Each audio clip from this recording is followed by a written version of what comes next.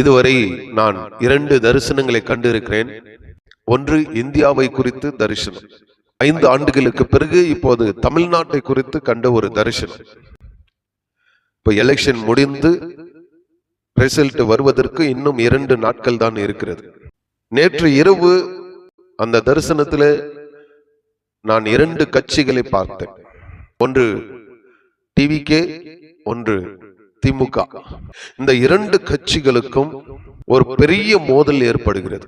அந்த தரிசனத்தில் ரிசல்ட் எண்ணப்படுகிறது, திமுக முன்னிலை வகிக்கிறது. திடீரென்று இந்த புதிய கட்சி டிவிகே என்ற கட்சி அந்த இடத்துல எனக்கு வருகிறது. அது வந்து அந்த திமுகவோடு யுத்தம் செய்கிறது. இதுதான் என்னுடைய தரிசனம். கர்த்தர் ஒரு காரியத்தை வெளிப்படுத்தினால் அது நான் சொல்ல வேண்டும். என்னுடைய வேலை அதுதான். வெளிப்படுத்தினது தேவன், சொல்ல வேண்டிய காரியம் என்னுடைய வேலை. அவருடைய தீர்க்கதரிசியாக இருந்து நான் சொல்லுகிறேன். இது என்னுடைய சொந்த கருத்தும் அல்ல, என்னுடைய சொந்த சித்தமும் அல்ல. நான் எந்த ராஜாவையும் சார்ந்து நடக்கிறவனும் அல்ல, நான் எந்த கட்சியும் சார்ந்து நடக்கிறவனும் அல்ல. ஏனென்றால் என்னை அழைத்தவர், என்னை படைத்தவர், என்னை உருவாக்கினவர் என் தேவனாகிய கர்த்தர். அவரை சார்ந்து நான் நடக்கிறேன், அவரை நம்பி நான் வாழ்கிறேன். எனக்கு வேண்டியது அவர் போஷிக்கிறார். இந்த தரிசனத்திற்கு அர்த்தத்தை நான் ஆவியானவரிடத்தில் கேட்ட பொழுது, இப்போது ஆளுகை செய்து கொண்டிருக்கிற திமுக ஆட்சிக்கு ஒரு பெரிய நெருக்கடி வருகிறதை எனக்கு உணர்த்தினார்.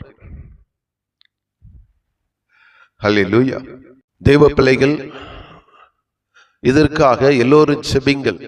1 தீமோத்தேயு 2ஆம் அதிகாரத்தில் நான் பிரதானமாய் சொல்லுகிற புத்தி என்னவெனில், எல்லா மனுஷருக்காக விண்ணப்பங்களையும் ஜெபங்களையும் வேண்டுதல்களையும் ஸ்தோத்திரங்களையும் பண்ண வேண்டும்.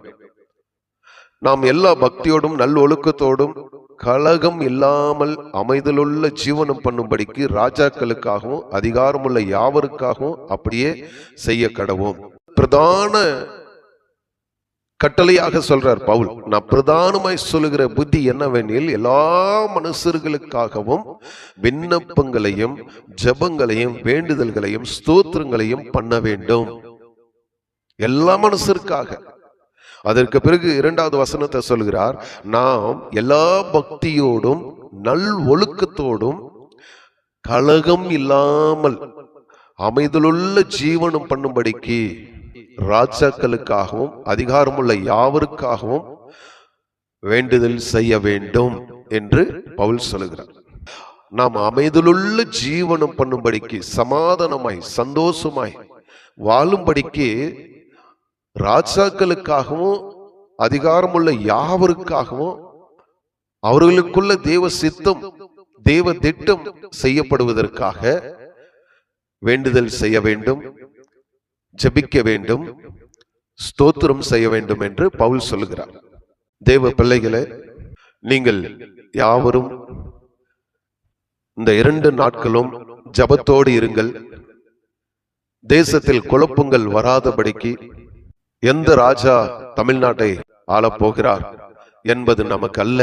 எந்த ராஜாவை கர்த்தர் ஏற்படுத்துகிறாரோ அந்த ராஜாவை நாம் ஏற்றுக்கொண்டு அவர்களுக்காக மற்றும் அதிகாரிகளுக்காக நாம் ஜெபிக்க வேண்டும்.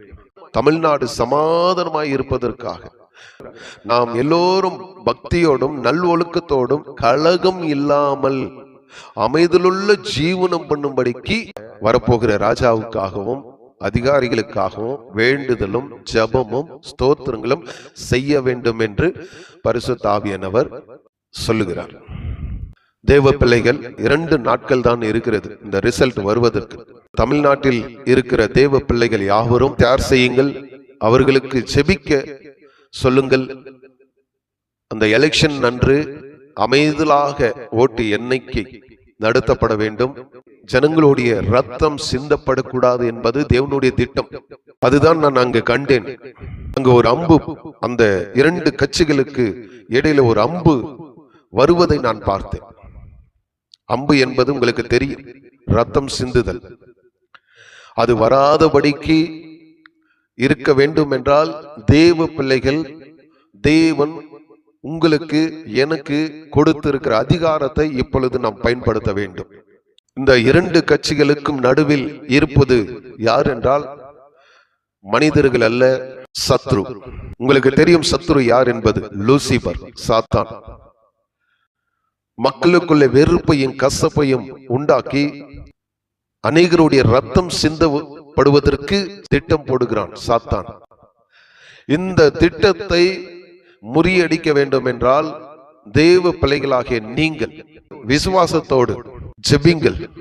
4ஆம் தேதியில தமிழ்நாட்டில் எந்த ஒரு கலவரம் ஏற்படாமல், தேவனுடைய சாயலாக சிருஷ்டிக்கப்பட்ட மனுஷனுடைய ரத்தம் சிந்தப்படாமல் இருப்பதற்காக ஜெபிங்கள்.